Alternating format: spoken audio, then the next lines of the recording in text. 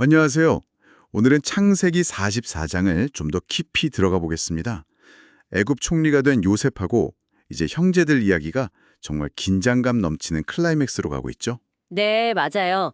특히 이번 장에서는 그 요셉이 베냐민을 시험하는 장면하고 또 그 앞에서 유다가 아주 극적으로 변화하는 모습이 그려지죠. 네, 바로 한번 이야기 속으로 들어가 볼까요? 요셉이 형제들을 돌려보내면서 왜 하필 막내 베냐민의 자루에 자기 은잔을 몰래 넣으라고 했을까요? 이게 참 여러 해석이 가능한데요. 단순히 덫을 놓는다 뭐 이런 차원 이상일 겁니다. 표면적으로는 형제들의 진심을 보고 싶었겠죠. 특히 과거에 자기를 팔아넘겼던 그 형들이 이제 라헬의 다른 아들, 그러니까 이 베냐민은 어떻게 대하는지 보려는 그런 심리적인 압박이 아니었을까 싶어요. 아, 게다가 그 잔을 그냥 잔이 아니라 점을 치는 잔이라고 말하잖아요. 네, 그렇죠. 이건 당시 고대 근동 문화에서는 아주 신성하거나 권위 있는 물건에 손대는 게 얼마나 심각한 일인지를 좀 부각시켜서 형들을 더 세게 몰아붙이려는 장치일 수도 있고요. 그렇군요. 그래서 형들이 성을 떠나자마자 요셉의 청지기가 막 뒤쫓아가서 붙잡잖아요. 그리고는 요셉의 말을 전하면서 어찌하여 선을 악으로 갚느냐 이러면서 은잔을 훔쳤다고 다그치죠. 네, 형들 입장에서는 정말 어이가 없었겠죠. 황당했겠네요, 정말. 그 반영을 보면 얼마나 자기들 결백을 확신했는지 알 수 있어요. 아니, 우리가 어떻게 그런 악한 짓을 하겠습니까? 심지어 지난번에 왔을 때 자루 속에서 돈 나왔던 거 그거 정직하게 다 돌려주지 않았냐? 이러면서 막 황변하죠. 맞아요. 그러면서 심지어 만약 누구에게서든 그 잔이 발견되면 그는 죽고 우리는 다 종이 되겠습니다. 이런 어떻게 보면 극단적인 약속까지 해버려요. 와, 엄청난 자신감인데요. 네. 과거와는 좀 다른 뭐랄까 책임지려는 태도는 보이긴 하는데 동시에 이게 얼마나 심각한 상황인지는 아직 잘 모르는 듯한 모습이기도 하죠. 그런데 그 자신만만했던 약속이 무색하게 수색을 해보니 은잔이 하필 막내 베냐민의 자루에서 딱 나와버립니다. 네. 그 순간 정말 네. 그 형제들 심정이 어땠을까요? 성경에는 그들이 옷을 찢었다고 나오는데 이게 보통 일이 아니잖아요. 그렇죠. 옷을 찢는다는 건 당시에는 극도의 슬픔 아니면 분노, 충격을 표현하는 행동이었거든요.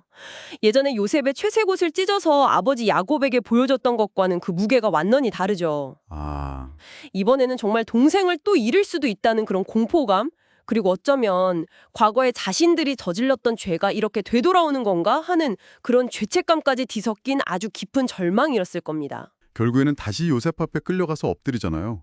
요셉은 또 나 같은 사람이 점 잘 치는 줄 몰랐냐 이렇게 몰아붙이는데 이때 유다가 딱 나섭니다. 근데 유다의 첫 마디가 좀 의외였어요. 하나님이 종들의 죄악을 찾아내셨으니 우리하고 이 잔이 발견된 자 베냐민까지 다 내 주의 노예가 되겠습니다. 변명이 아니라 그냥 바로 죄를 인정하는 듯한 태도란 말이죠. 이게 어떤 진정한 변화의 시작으로 볼 수 있을까요? 아, 그 지점이 참 흥미롭습니다.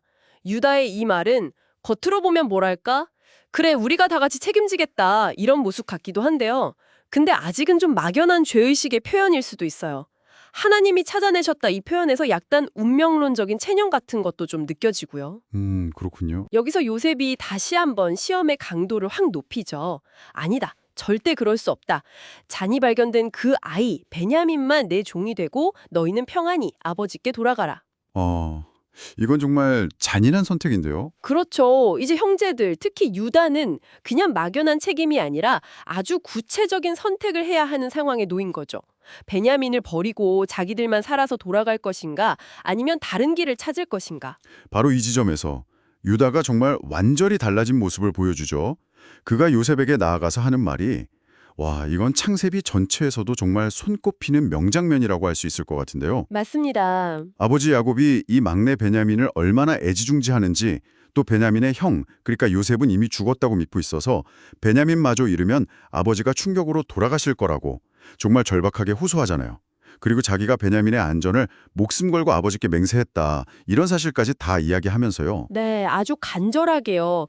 그리고 결정적으로 유다가 정말 놀라운 제안을 하죠.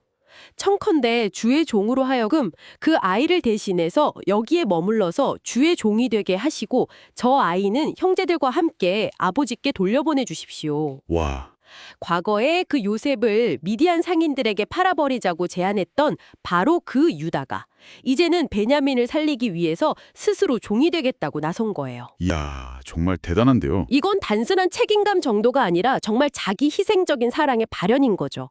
여기서 우리는 유다의 완전한 변화를 보게 됩니다.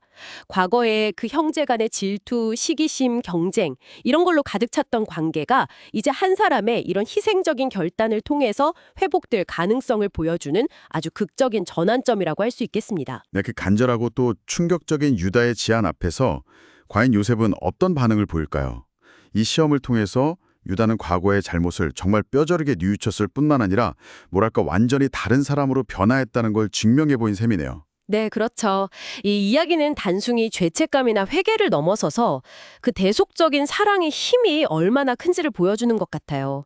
유다가 베냐민을 위해서 자신을 내놓는 모습은 과거의 형제들이 요셉에게 했던 행동과는 정말 극명한 대조를 이루죠. 네. 청취자 여러분께서도 이 극적인 변화를 한번 생각해 보시면 좋겠습니다. 과거의 잘못이 현재의 고통으로 이어지는 이 상황 속에서 유다의 이런 자기 희생적인 선택이 과연 미래를 어떻게 바꿀 수 있을까요? 어쩌면 이것이 단순히 형제 간의 화해를 넘어서 더 깊은 용서와 치유로 나아가는 어떤 열쇠가 되는 것은 아닐까? 그런 생각도 해보게 됩니다.